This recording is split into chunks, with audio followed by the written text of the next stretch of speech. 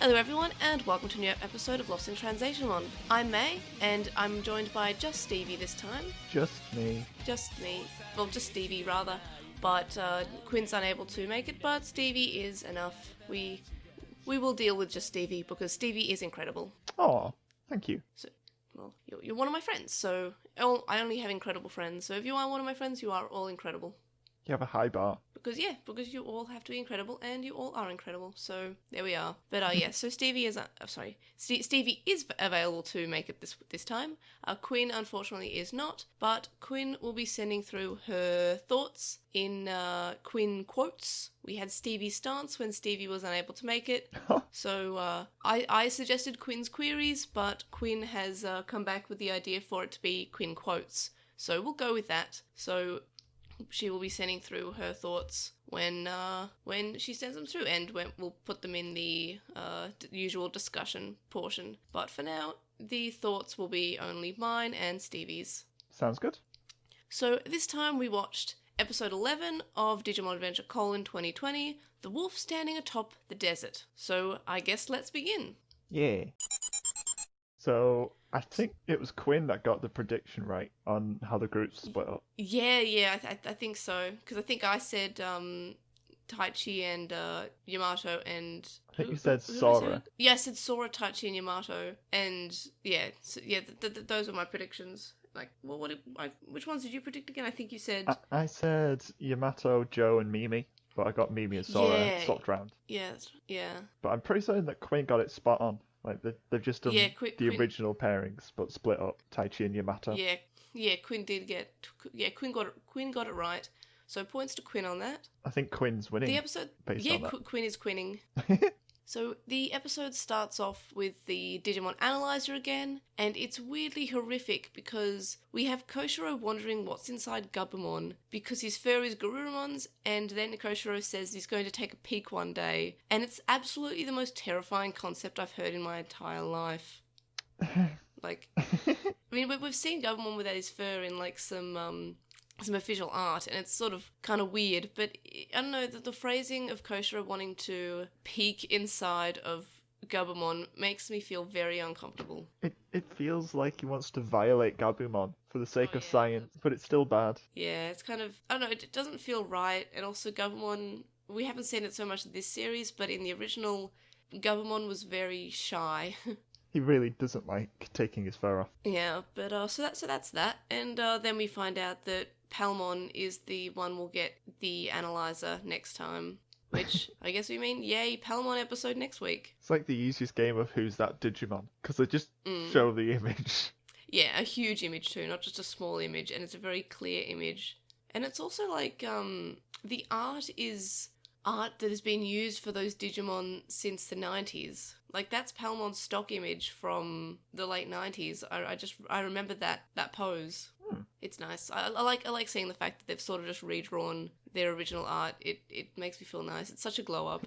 It is nice. Anyway, so we have Mimi's group. So Mimi had said that she suggested drawing names to work out how they split up. And then she mentions how the desert's really cold. So this isn't weird because deserts do get cold, but typically at night time, and it's during the day. But she just mentioned that deserts are cold, which is, it's not a first for Digimon to be in a desert, but it's definitely a first to be in a desert for that it's cold in Digimon.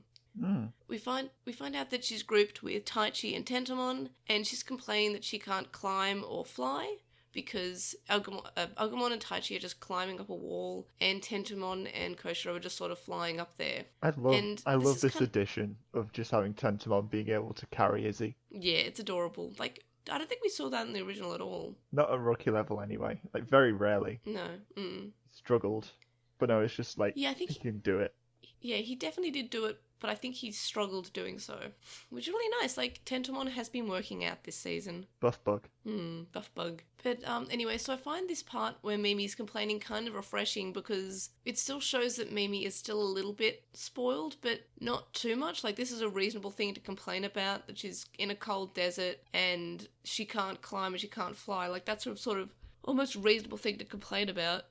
Climbing in a dress sounds very difficult. Yeah, and also, yeah, she doesn't want to climb in a dress, and I just know that the dub if we ever get one, which I hope we will, we'll have Mimi complaining that she's in a dress so she can't climb. I'm amazed Ty can climb, because he still has gloves on, doesn't he? So how on earth do you get a grip with those? I don't know, but we definitely saw him climb a lot with his gloves in the original series. And he always wore gloves then. Taichi in this series doesn't really... He only wears his gloves for action moments. Ah, see. So Mimi does eventually get up on the ledge because Palmon lifts her up with the vines, which is just really, really great. I love Palmon so much. I'm glad she's here. I love how she just lifted her up. Yeah, Palmon's here to serve. Yeah. The group arrive at some ruins, and a Soud Birdmon is watching them. Meanwhile, Birdmon is flying with Joe, Sora, and Yamato, but they are in a basket, which is really kind of nice. And then they encounter some sand Yanmamon, and they create this sandstorm, which forces the children to land. Gabumon is about to evolve when Yanmamon is destroyed by a long, bony sort of pincer tail thing. Joe wonders if it's an ally, and then we see some Kiaramon burst from the sand. It's really cute.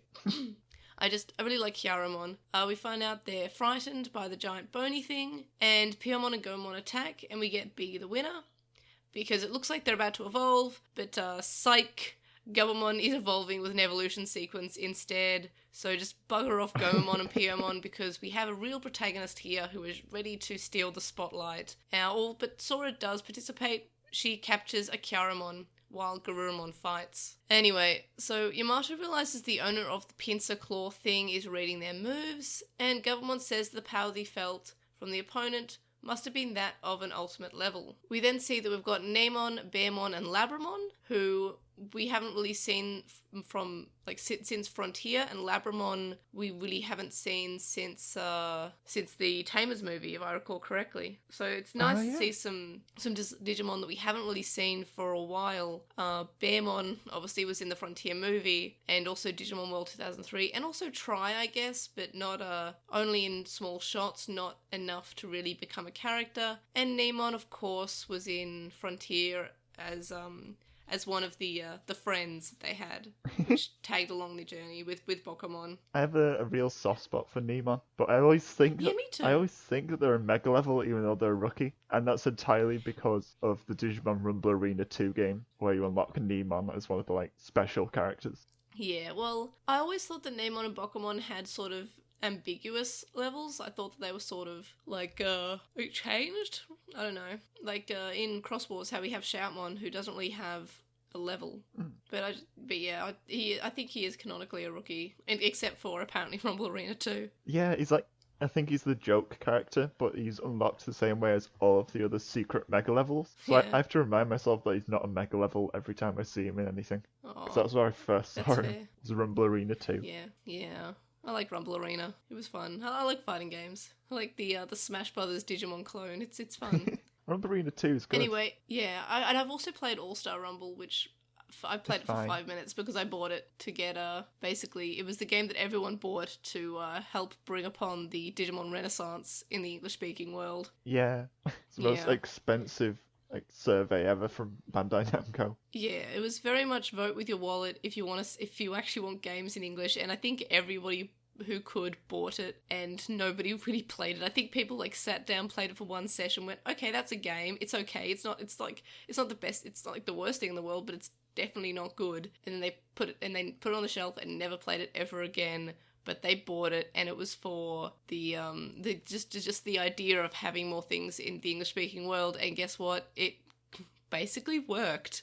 So well done, everyone. We've had 2 Cyber Sleuth games and New World. Next Order, that's what it's called. Not New World. And Digimon Re-Arise, Digimon Links, Digimon Heroes, which came out a little bit after All-Star Rumble. Those are mobile games. Most of them are a bit trash. Yeah, but they're free-to-play mobile games. Heroes was fine, Links was fine, Re-Arise is fine. Re-Arise is a good story. They are good games, but they're still free-to-play games. They're very much good free-to-play mobile games, and they do very well at being a free-to-play mobile game. So, I can't really complain. They're not, bad. They're just free-to-play mobile games. And Digimon Heroes was actually really good. Even though it can get a little bit grindy, it was still, It was luck. The whole thing was just luck. No, you definitely had to, like, know the pairings. Yeah, but then you had basically no influence over what was drawn. Yeah, but that's just a card game. But I found it really soothing. But anyway, back to the episode. The thing I find really unsettling is that Neymon's voice is old. Like, he sounds like more of a Digimon rather than a Neymon. Like, it just does not sound like Neymon at all. Neymon's meant to have a very high-pitched voice. This one's kind of old sounding. Like, as I said, a Digimon. This is a Digimon's voice. He was sort of leading the group of refugees, so I guess it wanted him to sound mature and in charge. I like the idea that this is, like, Frontier was a prequel to Digimon Adventure, and that this Bearmon was from the movie, and this Neymon is actually the Neymon from Frontier, except he's old now. That's my headcanon. I just thought of it just then, but now it is my headcanon, because I remember back when Frontier was originally airing, there were a couple people who said that Frontier was a prequel to the original Digimon. And I'm like, well, that makes no sense. The original Digimon was in 1999. This one's in 2004 or something. But now that's no argument. It's so much more realistic when they first go to the digital world at a train station. Neymon's there. Shibuya is present. I think that Frontier is a prequel to this. Also, phones. Phones are important, and phones are important this season. I think they're the only 2 seasons that, except for Atmon, obviously, there's 3 seasons that use phones. Just arguing that something can't be a prequel because it was made afterwards is so stupid. Yeah, but I feel like this Frontier was a prequel to this. Whole Star Wars prequel trilogy. Just look at it. Yeah, but that was still set. But the prequel trilogy was still set before the rest of it. Exactly.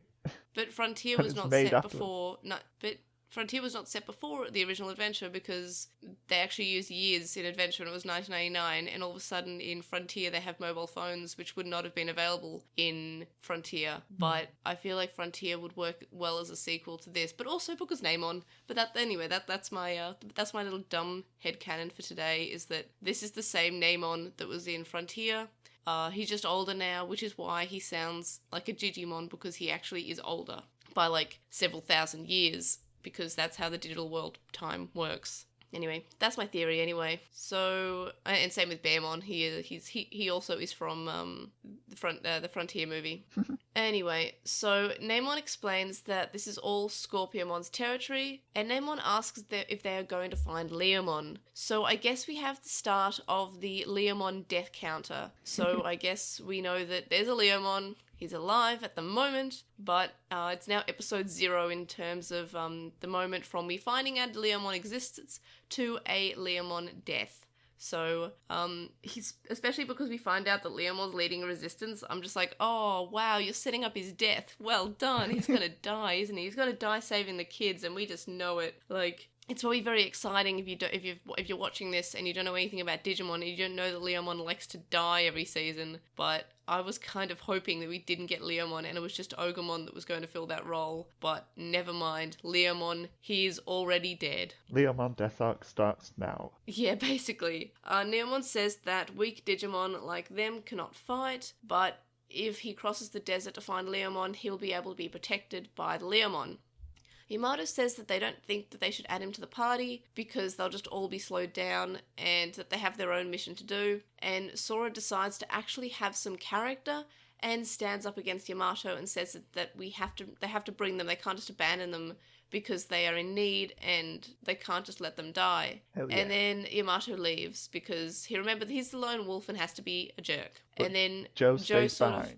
Joe's kind of like, oh, what should I do? And Goemon's like, don't worry, Joe, you know. And Joe's like, okay, I will also not abandon the Digimon. I'm like, okay, Joe, I don't know why that required so much of a mental gymnastics sort of thing, but I am all here for you being indecisive. I love you, Joe.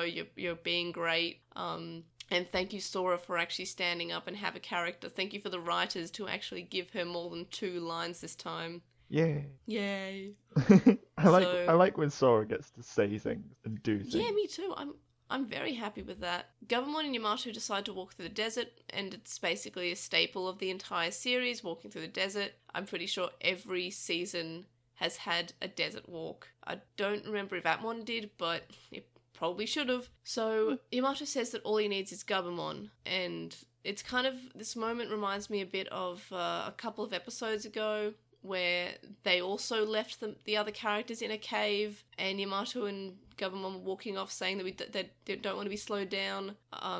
I'm not sure if this is on purpose to be similar to that moment, but it very much is. Sora evolves Piyomon in a flash, as does with Goemon, because they don't need any full evolution animations, because I guess we're going to have more animations later on from Gabumon and Garurumon. Yeah, only the main wolf boy is important. Yeah, only 2 characters only are important, and only one of them is in this episode, so...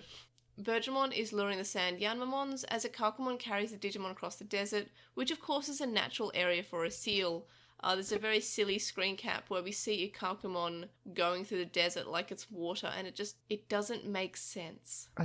Is he supposed to be running, or is he trying to, like, paddle through the sand? I think he's paddling. But how do you float on sand? I don't know. You could just explain it in a way that a lot of Digimon series try to explain things, is that it's digital world weirdness, or Ikakumon just has the ability to swim through things as if it was water. I don't know. But it feels very weird. I don't know why he's swimming through the sand. It doesn't make sense. So that happens. Anyway, so Sand Yanmamon attack and Ikakumon fights them. So Bergermon didn't do a very good job at all of luring away the Sand Yanmamon. Ikakumon is trapped between a Sand Yanmamon and the Scorpiomon, and Sora's Digivice glows red, which we've only seen with Yamato before. When her emotions are triggered and her crest is triggered, this kind of causes a power-up boost for the Digimon, and maybe it's like a prerequisite to having your Digimon evolve, I don't know. But anyway, it gives Bergermon extra strength, and it isn't that useful because Scorpiomon immediately pulls her down, causing her to revert to Piyomon, and Ikakumon is also attacked by Scorpiomon. Garurumon attacks, which is rescuing Sora because she's a damsel in distress now, and Scorpiomon fully reveals himself, and Garurumon fights him. Yamato thinks about how his friends wanted to protect the weaker Digimon, and then he thinks about the rest of the group and how they work together and they work hard, and then he thinks of his brother. This all causes Garurumon to evolve, and guess what? He has pants now. And of course, because it's an evolution episode, we have Garurumon fighting and winning, and then after the battle, Sora thanks Yamato for coming back, and Joe wonders if he used them as bait. Yamato explains that he was rushing because he has a brother who might be terrified at home right now, and he doesn't know if he's been evacuated or not, but he's just really worried and he wants to come back home so he can be with his brother. Meanwhile, we get to see what Koshiro, Taichi and Mimi are doing. They are in the ruins, and Koshiro is taking photos. Meanwhile, Mimi, being the best girl, finds a secret button in the wall, and this actually opens up the floor beneath her, and the episode ends. Damsel in distress again. That's the cliffhanger. It is a cliffhanger. On to our discussion. What were your highlights? I did quite enjoy Garurumon. He was very cool, but a bit too casual in the fight, and he seems almost too humanoid. It kind of weirds me out a little. I kind of like how he's sort of humanoid because it makes sense because he is a werewolf. He needs to be equally humanoid as well as bestial. But he's so casual, and I don't get it. It was odd. It unnerved me. Yeah. And just... I know, I liked it. Like, grabbing the claw between 2 fingers. There's lives in danger here, Garurumon. Chill. Why? This is not a casual situation. Yeah, I kind of like that it's chill. It's a bit of a difference between him and what we saw of Metal Greymon, which was just sort of raw power, and this one's sort of a bit more relaxed. I guess he used more agility instead of missile chess. It's definitely a different fighting style. Yeah, and that's what I like. Like, it means that the Digimon are kind of varied in the way that it's not just the same, like, make the bigger fireball. They have to fight in different ways. And I kind of like that. Like, it means that it's a bit more interesting. It's nice to have a bit of differentiation between how Digimon fight. And I'm looking forward to how we see other Digimon fight in previous episodes. Like, previous seasons, sometimes it's just sort of with the exact same attack, but this one does blue fireballs, this one does red fireballs. It's nice that we have Metal Greymon with missiles, and then we have Garurumon, who is basically more hand-to-hand, and it is nice to have different types of battles, if that makes sense. I think Garurumon's just too cool. Yeah, you're very too cool. Like Yamato in the first season, or the original season, rather. I knew you'd get the reference. Yeah, of course I get the reference. I've seen it like a million times. But yeah, so I had while I didn't have like too many amazing highlights, most of the episode was more or less a highlight. I enjoyed it. I really liked how Sora actually became a character, how we had her stand up to Yamato. I liked the fact that this was an evolution episode, and this is most likely because of the separation arc, because we only had 3 characters to focus on. We had characters that weren't Yamato, weren't the evolution main character, actually have a personality and actually stand up and do something. Where compared with last episode is that Metal Greymon basically had the spotlight, Metal Greymon and Taichi rather. And everyone else ran away. Yeah, everyone else ran away and just kind of was there, but we didn't hear them say many things. We didn't have them be their own characters, except for Mimi, I guess, who of course is just beautiful and wonderful all the time. So it means that we can have characters. We can still have evolution episodes, but we still have the highlight on other characters. We still have the highlight on Sora and Joe. We have Sora standing up to Yamato, and then we have Joe, who is sort of unsure and indecisive on what he wants to do, and Goemon helps him make that decision. So it was just really nice to be able to have that focus on other children, and that's basically my main highlight, is that it didn't take away from the other characters in the show. It wasn't just Yamato's episode. I mean, it still was Yamato's episode, don't get me wrong, he still had an evolution, but it didn't take away from Sora and Joe being characters. And I really like that. Yeah. This was what I wanted, and it was kind of like why I was looking forward to a separation arc, because it seems to just do a lot better when it has less characters to try and juggle. Yeah, and which is the positives of a separation arc. Sometimes the reason I complain about separation arcs is because I feel like a lot of the time they're very the start of them is very sort of plot convenient. Like, we had Frontier when it was just being separated by storms. Like, that was how they separated their kids. And I think Tamers did a similar sort of thing, where the reason for separating is always a little bit plot convenient. I really liked how they were separated in the Dark Masters arc, because they were separated because they all had differing thoughts. Mimi and Joe separated because they sort of wanted to take a bit slow, they wanted to mourn, and they wanted to go have emotions, which is fine. They wanted to have character development. Yamato left because he tried to murder his friend, and then we had Taichi's group. So it is nice that we actually get a reason for separating. It's not just like, well, we're separating because of the plot. So that's they're separated because of the plot, but it wasn't like just because of the plot, if that makes sense. So that's the reason I always am a bit hesitant to have a separation arc. While a lot of the time this does get us to have more character moments because we focus on less characters, I'm always a bit worried about it. So I'm really glad that this turned out well. I'm glad that we got to focus on Sora and Joe as characters, and not as they were in the Metal Greymon episode, which is they were just sort of present but not doing anything. Like, they were more like accessories to the episode rather than actual people on their own. So that was definitely my highlight of the episode, was just the other characters got to do things. All things considered, Yamato wasn't really that much of a big focus of his episode. I feel like this is a good amount of focus, but it was also very Yamato. Yeah, I mean, the Yamato moments were still pretty good. I liked Gabumon especially. The sort of quote-unquote big reveal that he has a brother was a bit kind of flat, though, since we already knew that Takeru exists from previous series. Yeah, but this show is not for us. This show is maybe for people who haven't seen the original series, so I feel like that's a fine reveal. I was trying to think of it in a way that maybe, like, just trying to not pay attention to the idea that I already knew that he had a brother, and I feel like someone who doesn't know that he has a brother would find this reveal quite good. But again, it's something that is, harms us in the way that we already know all the Digimon, we already know all the characters, we know that Hikari is the 8th child, we know that Takeru is also a chosen child and is Yamato's brother, and their parents, well, we don't know if their parents are divorced still, or maybe we do, I can't remember if that was said or not, but we know that they're not together at the moment. So that's just our viewing experience, because we already know the series, we already know the characters. So I was trying to think of it in the way that someone who hasn't seen the show, and I feel like that is a fine reveal. We have seen him in a silhouette, but we don't know that he was the brother. We saw Yamato talking to him on the phone, but again, we didn't know that that was his brother or what his emotions were. I feel like that reveal was fine. And also the silhouette more or less triggering the evolution, or seeing the other teammates working that trigger the evolution, I felt like it reinforces the fact that these crests are not necessarily the emotions of the child, rather than the shared emotions that this child experiences. This child experienced the friendship of Sora and Joe not wanting to abandon the Digimon that they just met.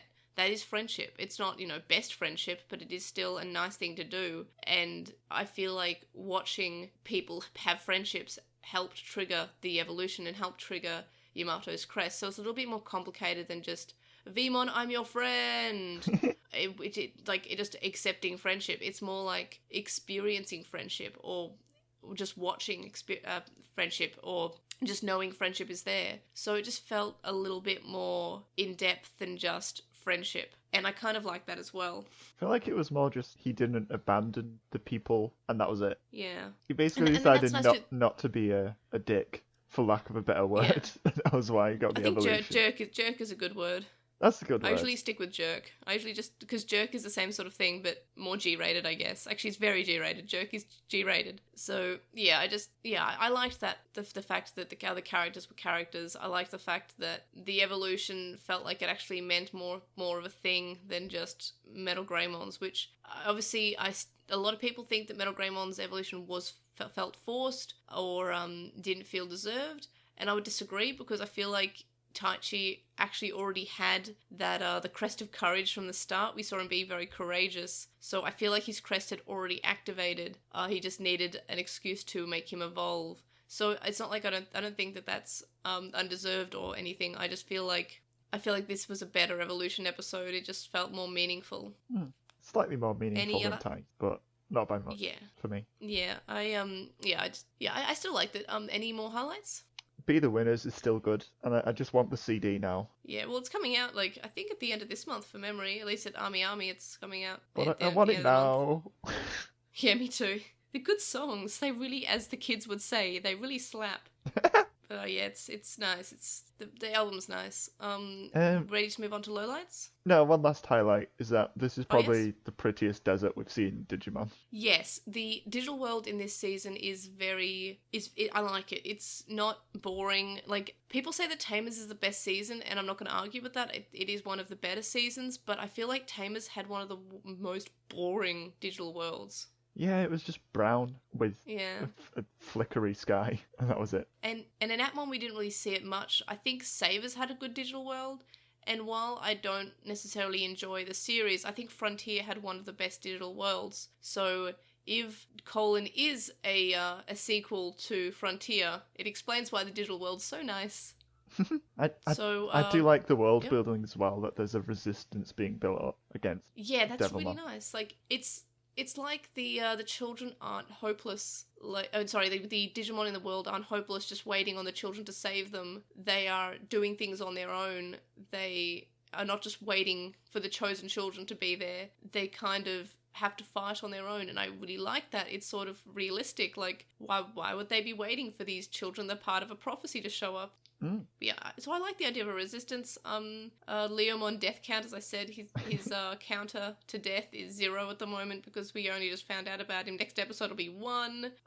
What if we get there and he's already dead, and the resistance is being led by someone else? Yeah, or if it's like a Leomon evolution, or something, or maybe it's baby Leomon. I don't know. Anyway, any other highlights? No, I think I'm out of highlight. Okay, on to lowlights, because I can't even think of any. Oh, I do have a lowlight. I take that back. My lowlight was the fact that in this episode, despite the good character moments, I feel like the girls, as in Mimi and Sora, still felt a little bit damsel in distressy. We had Sora had to be saved by Yamato, and then the end of the episode, we have Mimi fall through a hole, and I worry that she's just going to be damsel in distressy. I don't know. Yeah, a little bit. I like that Mimi was the one that's being like, we're getting off objective. Like, even she's more focused than Izzy is, than Coach Ro is. Yeah, and whatever the name is. I really like that. You can call it him Izzy, it's fine. Like, Izzy was just a nickname. But yeah, I don't know, that's my main low light. I don't have any other really real lowlights, except for the fact that, Sora did have a great character moment, but I felt like she sure didn't do much fight, and she sure was more or less rescued by Yamato. And I'm just not a big fan of that. Yeah. That's fair. Kind of a low light, but more of a nitpick, really, is that Scorpiomon is actually Skull Scorpiomon, and Sand Yanmamon is actually just Yanmamon, because Sand Yanmamon's the grey version. So they got both of the Digimon names wrong. Yeah, I was really nostalgic for this because Yanmamon and Sand Yanmamon are in Digimon World. Yeah. Digimon World had so many color variations, and I'm all here for it. And Digimon World Next Order, which I'm playing at the moment, it's so nice to have the color variations. I love them. Yeah, but I was very confused when they were calling something that wasn't Scorpiomon. No, that's just a weirdness in dub naming. It's the same as Bearmon and Kumamon. Scorpiomon, as in the one underwater, isn't really a scorpion. He's actually based on a fossil, and I can't remember his full dub name, but it's like Marcialmon is like his original name. So Scorpiomon is in this episode that's Scorpiomon. Scorpiomon as in the water Digimon. Pardon? When you put Scorpiomon in Google, they both come up. So they are both Scorpiomon. Yeah, but this Scorpiomon is also Skull Scorpionmon. Yeah, but the Scorpiomon in the desert is not is in the water. He's not a scorpion at all. That's just a weird dub thing that they called him Scorpiomon instead of what he actually is, which is he's based on a prehistoric, basically lobstery crab thing. Yeah. So this is Scorpiomon. That's not Scorpiomon, so that's fine. They are both Scorpiomon. That's just silly. Yeah, it is weird that they keep on using the dub name or the English names for the evolution levels, but for some Digimon they're just keeping their original names, which is weird. I want to see if Scorpiomon can digivolve to this Scorpiomon. I'm curious, but I don't think I'll find the page. I mean both are perfect levels, so I don't think that they evolve to each other.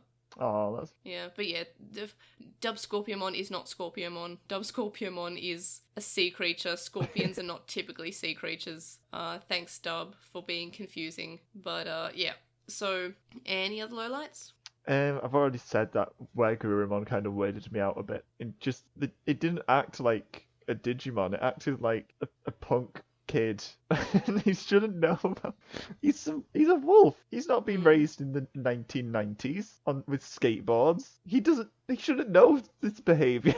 It's so weird. I didn't like it. Yeah, no, that's fair. And also the very I didn't mind it. The very forced high five after the Digivolve. Oh, that was so cute. I loved the little thumbs up that Wagurumon gave Yamato, and I love the little high five. It was so cute. I'm fine with it. It felt awkward because I felt like it was so stiff. It should be.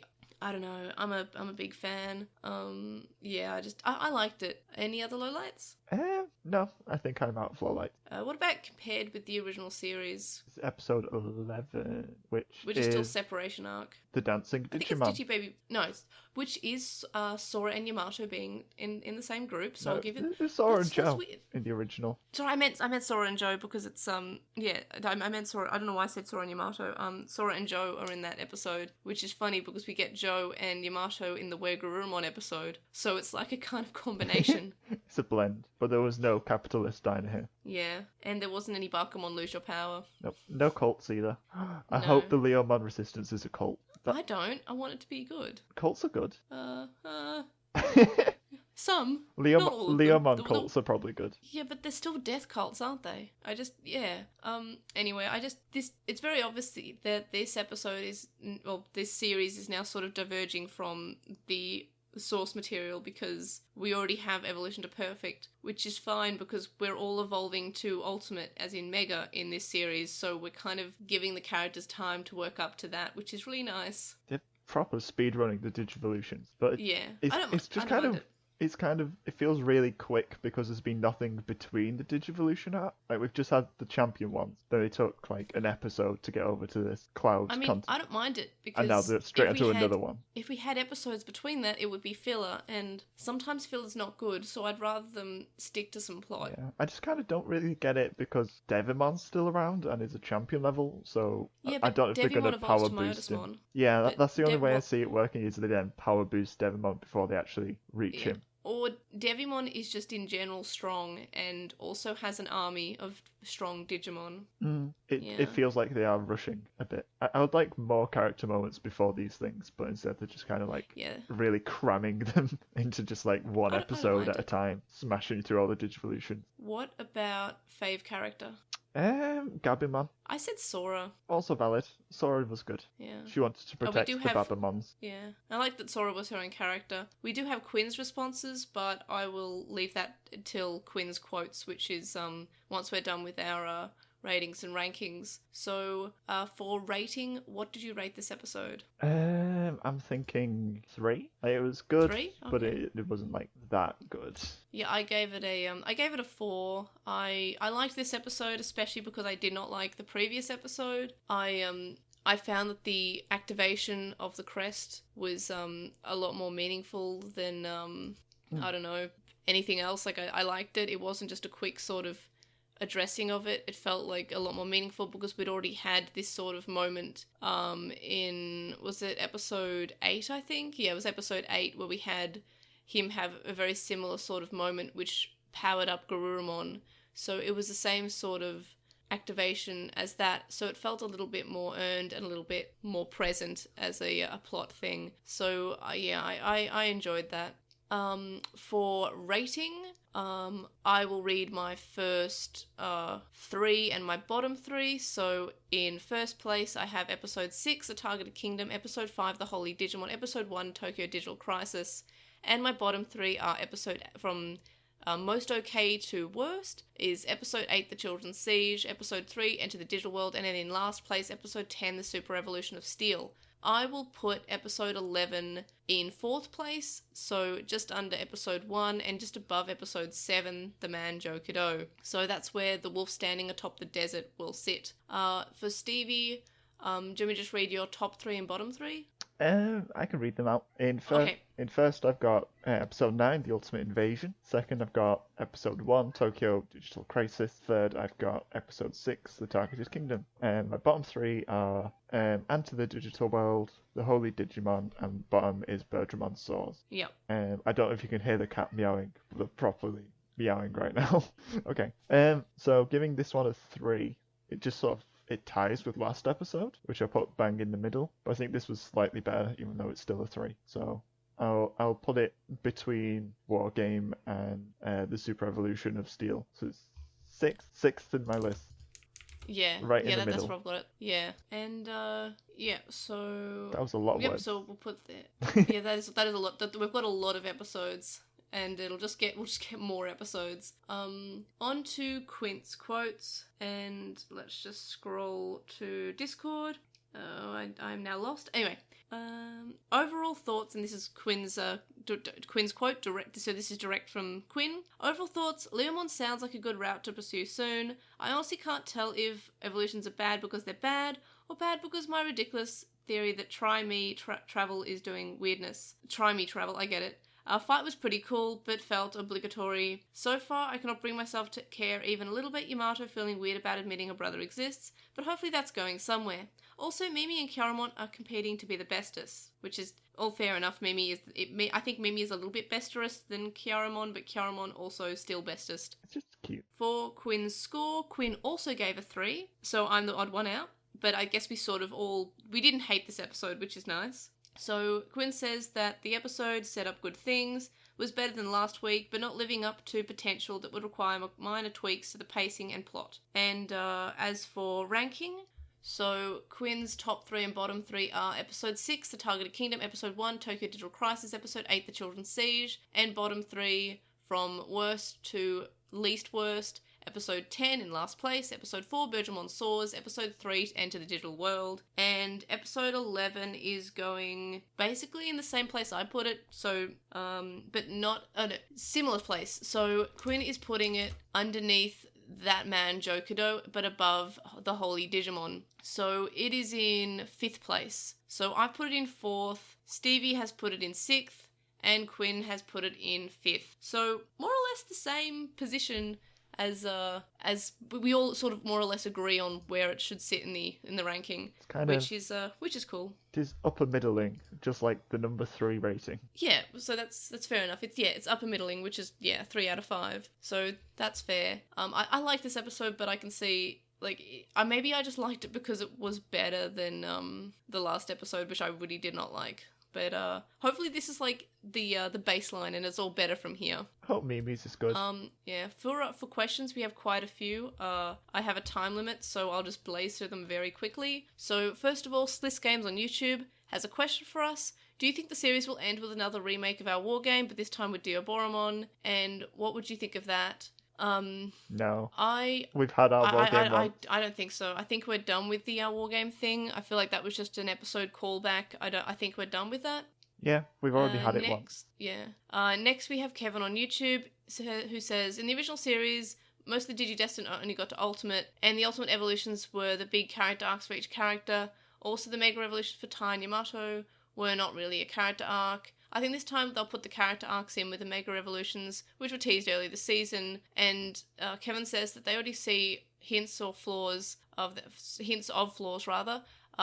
like how Tai was lacking and Matt is not very friendly, and Mimi, as much as Kevin loves it, is a bit selfish and when she throws Joe's book into the water. Next, Facundo on YouTube says that Sora was the one who suggested separating into teams. Don't blame Yamato, his parents are divorced. The poor boy has had enough suffering. I feel like it was more Yamato's idea, but maybe I should give the boy a break. He's gone through a lot of suffering. Next, Beast Crown on YouTube, who says to add to why they don't just fly bit. I was asking that as well when they watched the episode. But then their brother pointed out that even with both Bergemon and Kabuterimon, they couldn't carry 6 humans and 4 Digimon, and they've seen Bergemon carry people, and on her feet she probably have room for 2 humans and 2 Digimon. Kabuterimon has even less places for people to hold on to, and that's not mentioning the fact that it's practically impossible for either of them to carry Gomon, since he doesn't have hands to hold on to them. That said, it'd be nice if they spelled it out. And I would actually agree. There were lots of reasons why they couldn't go down that route of them all flying over, but they didn't say any of the reasons. I think the main reason I thought of is just the risk of being shot down over the lake of poisonous sludge. Yeah, absolutely. But no one said any of the reasons. There were so many reasons why they couldn't. It's just that no one said why, any of them. None of them were said. They just said, well, we can't, we'll have to go around it, and they didn't say why. So that was my main issue, that they had lots of reasons that they could have pulled out of somewhere, but they didn't use any of them. Next we have Jordan on YouTube, who feel like for Ultimate Evolutions, they're going for the children to be more in sync with their Digimon rather than overcoming flaws, like in the original. And Jordan says they're fine as long as they move the overcoming flaws thing to being the requirement for Digivolving to Mega. And Jordan says that they think they've already activated their crests when they unlocked their champion forms, so them being more in sync and overcoming flaws is probably a good way to go, and better than getting shot with an arrow at least, and I would 100% agree with that. Next we have Alpha Miragi on YouTube, who likes separation arcs. Having less characters to deal with them makes them easier to manage. One Piece often separates the cast so that they can one-on-one duels, and those duels are really, really good. I agree with that. Separation arcs can be good. I just feel like a lot of it feels too plot convenient, which is my main issue, that sometimes they just feel forced. But this one's, again, even this separation arc feels forced because they didn't address why they couldn't fly over. Next we have Annabelle on YouTube, who has mixed feelings about them being separated, but it kind of makes sense. This way we get to know more about the characters without needing to downplay other characters. Only time will tell if they manage the arcs well until they rescue the Holy Digimon. Also, the last episode someone mentioned that it would be better for the 2 light characters to not show up. With both of them having OP Digimon, it's always a struggle to balance the fight, to be fair, but also a struggle to at least put suspense in the episode. In Adventure, this was combated by making Takeru a tri-baby and Patamon a literal baby. Hikaru they make sick. Then in 02 they remove the evolutions on the Holy Ring to depower them. Of course it was lame, but now they put off introducing those 2 until much later, gives them excuse to be equally powered as everyone else. And then Annabelle continues on, I've been thinking about why everyone feels like Greymon's Evo sequence was too short and not as nice. While they were watching the OP for the 1000th time, as you do, I realised that the answer wasn't the opening itself. We've seen the kind of very small sequence for 10 episodes and in the OP, and after 10 times it still looks better than the actual evolution sequence, but that's just the thought they have.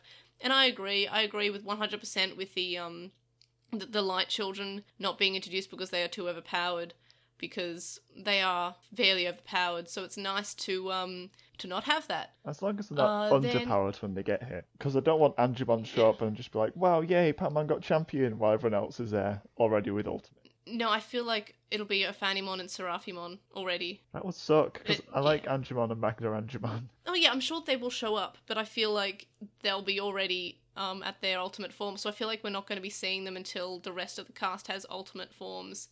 So that's also why it's paced this way. And then the last comment is 42 Kaio on the website, who says, since Koshiro referred to the mist covering the swamp as miasma and seeing what falling in the swamp would entail, I think it's reasonable no one even brings the option of flying over it.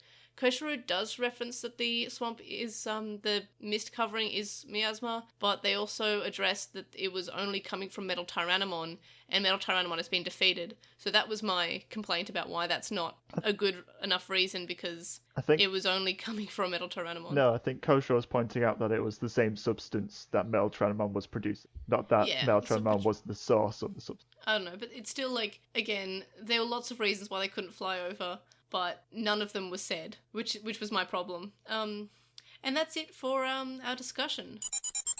Alright everyone, thanks for listening, and join us next time for episode 12, which is called Leomon Blossoms. Do you have any predictions? Togemon will blossom into Leomon. Yeah, I'm excited. It's also interesting to note that this is now out of the sequence that we had the evolutions happen, so we're more diverting from the original series. I think they're just going to bounce back and forth between these two groups and just seeing where they get up to. But I think maybe we'll be sincerely annoyed at falling into the ruins. Yeah, and I hope she's not a damsel in distress. I'm worried that she is. But I guess time will tell. I hope she saves herself. Any other predictions? I would like it if Mimi gets the ultimate evolution, like, before Taichi and Koshiro even catch up. Yeah, and I hope that she wins her evolution fight. I hope that it's not the same situation as we had in Frontier, where she did not, the girl did not win her evolution fight in the first evolution episode she had. Even in the original adventure, I think Metal Greymon had to come out and help defeat Shogun Gekomon. But that wasn't her evolution episode. It was way later. Novels. Yeah. That sucked. Anyway, so the link dump's in the description. Our Redbubble's also in the description, and you can get more than just shirts there too. You can contact us and stay updated. You can email us at LostinTranslationmon@gmail.com, or you can comment us on this episode, or message us on our website, LostinTranslationmon.com. On our website, you can also vote in polls, check out our release schedule, and our blog posts. You can also follow us on @TranslationMon on Twitter, and you can find us on LostinTranslationmon on Tumblr, Facebook, Instagram, and YouTube. We have a discussion thread on With the Will, and a red thread in the Digimon subreddit. We'd also really appreciate if you would review us on Apple Podcasts, Stitcher, and any other podcast app that you use. Ratings assist people finding out about the podcast, and we'll read them out. You can donate to our Patreon, which is linked in the description, from as little as $1 a month. That gets you access to a listed Discord server, but there are higher levels for more rewards, such as notes, early episodes, and more. And thank you to our current supporters on Patreon, Joe, Anime Guy, who is Anime Guy Kurosaki 1 on YouTube, Stephen Reeves, who is 164 on Archive of Our Own, Kaidawashi, Chisai, who can follow on Tumblr, Chisai236, Kyle, Tom, Lisbon, who's a Leomon on Tumblr, Nicholas, Metal Mimon, Sam, Spiral, Keith, from Gone Will Hunting, a Hunter x Hunter rewatch podcast, Silverhead Freak 25, Magnus, and Lucas. You can also make a one-off donation on our PayPal, which we found in the description. It's paypal.me/Edgemon. You can also donate to me on Ko-fi, ko-fi.com/Edra, and I did not stumble over any word in that entire outro for the first time in, 350 episodes, in 5.5 years, did not stumble over any words in my outro. Very, very, very impressed with myself. You only stumbled when you were commenting on it afterwards. Yeah.